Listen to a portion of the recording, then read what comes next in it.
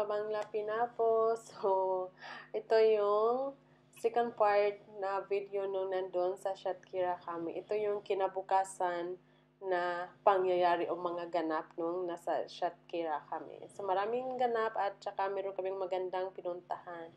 So, dito muna tayo ng video na to bago tayo pupunta sa maganda na pinupuntahan namin na lugar.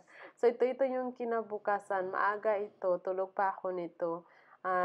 Isa din to sa purpose na pumunta kami dito sa sa Shatkira dahil to sa isda, river fish. Kasi ito yung gusto-gusto na isda ng asawa ko, river fish, at mahirap ito hanapin sa sa Joshore.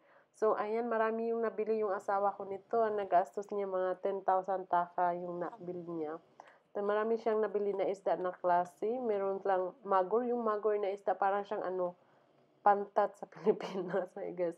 Pero, hindi ako kumakain nito. Pero yung natikman ko, ang sarap pala nito. Ang sarap ng laman niya, yung banglawin yung pagluto. So, ito yung isda yung nabili nila. Ang dami nilang nabiling isda malalaki. Tapos, meron ding super laki na nabili nila. Ito yung gustong-gusto ko na isda. Ito yung malaki. So, ayan guys, pagkatapos niyan, pagdating nila, ang mga isang oras lang ata sila doon. So, nagpahinga sila ulit, naghumiga, and then, mga after 9 or 10, na kami, nag-breakfast kami. At saka nagluto yung si Ivy ng ng Filipino breakfast at beef. Galing pa yan daw sa Pilipinas. Ito? Pure Foods. Ang sarap-sarap, mga tagal na ako hindi nakakain nito. At isa to sa gusto na corn beef ko. At saka itong adobo, ayan, ang sarap nito. At saka nagluto siya ng ng fried rice. Garlic fried rice.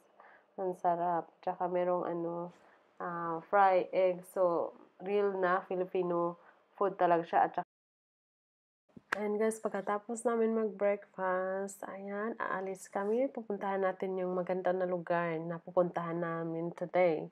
So, ayan, family sunglasses daw kami niyan. Kasi naka-sunglasses kami. So, ayan guys, nag-stop kami dito kasi hindi pwede makapasok yung sasakyan yung pupuntahan natin. Walang way na makapasok yung sasakyan. So, iniwan yung sasakyan nila dito. And the same time din na bumili na rin kami ng ng snacks, chips, or soft drinks. At nagdala rin sa Ivy ng pagkain like spaghettis.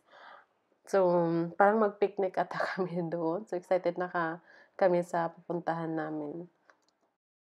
Ayan guys, dito na kami sa sa river or ilog kung saan tayo or saan kami tatawid. So, magbangka kami. So, ito yung bangka. Naghihintay na sa amin. So, akala ko first time ko to magbangka dito sa Bangladesh. Hindi pala. Naalala ko mga ilang bisis na rin. Nung pumunta kami sa Barishal at saka sa Khulna. Ayun na. Alala ko nagbangka kami nun. So, ayan. Medyo malayo-layo yung pupuntahan natin. Kasi mga more than 30 minutes ata yung biyahe ng bangka papunta sa pupuntahan natin. So, dati takot ako magsakay ng bangka. Pero dito, hindi na-enjoy ko to. Grabe. So, dito sa Bangladesh, yung river nila, yung ilog, napakalawak. Super na. Yeah, baba. এই স্পিকার চালাও একটু চুলবেন দিনে দেখি একটু